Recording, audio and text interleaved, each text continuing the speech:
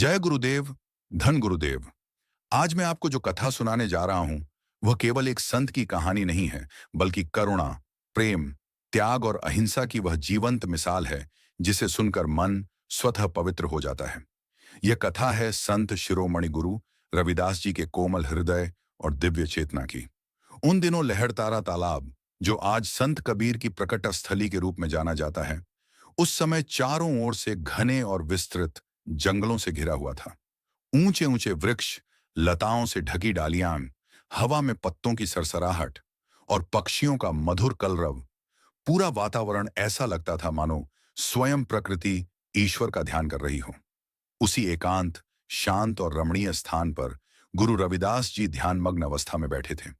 उनका शरीर स्थिर था, मुख पर अलौकिक शांति विराजमान थी और ऐसा प्रतीत होता था मानो उनके चारों ओर अदृश्य दिव्य प्रकाश फैल रहा हो। अचानक उस गहन शांति को तोड़ते हुए एक हिरनी अत्यंत भयभीत अवस्था में भागती हुई वहां आ पहुंची। उसकी आंखों में डर था, सांसें तेज चल रही थीं और शरीर थकान से कांप रहा था। उसके पीछे पीछे एक शिकारी नंगी कटार लिए पूरी निर्दयता के साथ दौड़ रहा था। कुछ ही क्षणों में शिकारी ने हिरनी को पकड़ लिया। अब हिरनी को लगा कि उसका जीवन समाप्त होने ही वाला है। मृत्यु सामने देखकर हिरनी के मन में सबसे पहले अपने नन्हे नन्हे बच्चों की छवि उभरी। उसने सोचा, मेरे बच्चे अभी बहुत छोटे हैं, वे मेरा दूध पीते हैं, मेरी राह देखते होंगे। अब मैं उन्हें फिर कभी नहीं देख पाऊंगी। यह सोचकर हिरनी की आंखों से अश्रुधारा बहने लगी। यह दृश्य देखकर शिकारी का कठोर हृदय कुछ पल के लिए विचलित हो गया। उसने पूछा, तेरी आंखों में ये आंसू क्यों हैं? हिरनी ने कांपती आवाज में उत्तर दिया, मुझे अपने बच्चों की याद आ रही है। वे भूखे होंगे, मेरा इंतजार कर रहे होंगे। फिर उसने अत्यंत विनम्रता और करुणा से कहा, मुझे केवल 2 घड़ी का समय दे दो। मैं अपने बच्चों को दूध पिलाकर स्वयं लौट आऊंगी। शिकारी ने ठाका लगाया और बोला, अगर कोई तेरी जमानत देगा तो मैं तुझे छोड़ सकता हूं।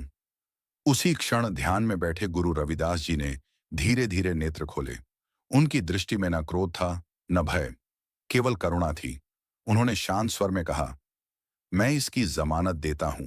जब तक यह हिरनी वापस नहीं आएगी, मैं तुम्हारे पास ही रहूंगा। गुरुजी के वचनों में ऐसी सच्चाई और तेज था कि शिकारी चाहकर भी इनकार न कर सका। उसने हिरनी को 2 घड़ी के लिए छोड़ दिया। हिरनी पूरी शक्ति से अपने बच्चों की ओर दौड़ी। जब बच्चों ने अपनी मां को देखा तो वे खुशी से उससे लिपट गए। मां ने उन्हें दूध पिलाया, पर उसके मन में उदासी छाई हुई थी। बच्चों ने पूछा, मां, आप दुखी क्यों हैं? हिरनी ने उन्हें सारी बात बता दी। ये सुनकर बच्चों ने कहा, मां, अगर मृत्यु आएगी तो हम पहले मरेंगे। आपसे पहले हमें मरने दीजिए। यह सुनकर हिरनी का हृदय फटने लगा।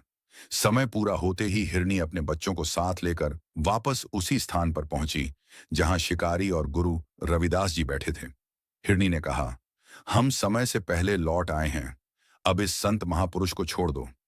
शिकारी ने जब कटार उठाई और वार करने का प्रयास किया तो भयानक चमत्कार घटित हो गया। उसका कटार उठाए हुआ हाथ वहीं का वहीं जड़ हो गया, मानो पत्थर बन गया हो। उसे अपनी आंखों के सामने मृत्यु नाचती हुई दिखाई देने लगी। डर से उसका शरीर कांप उठा। उसी क्षण उसका अहंकार टूट गया। वह गुरु रविदास जी के चरणों में गिर पड़ा और रोते हुए बोला, हे संत, मुझे क्षमा कर दीजिए। मैं पापी हूं, अज्ञानी हूं। गुरु रविदास जी ने करुणा से कहा, हर जीव में ईश्वर का वास है, आज से शिकार त्याग दो। शिकारी ने उसी क्षण शिकार छोड़ दिया और गुरु रविदास जी का शिष्य बन गया। जय गुरुदेव, धन गुरुदेव। यह कथा हमें सिखाती है कि सच्ची भक्ति करुणा में है और जो दूसरों के प्राणों की रक्षा करता है वही सच्चा भक्त है। अगर आपको गुरु रविदास जी की ऐसी भावपूर्ण पुस्तक शैली की दिव्य कथाएं अच्छी लगती हैं तो कृपया इस चैनल को लाइक करें, इस कथा को शेयर करें और ऐसी ही आध्यात्मिक कहानियों के लिए चैनल को सब्सक्राइब जरूर करें। जय गुरुदेव।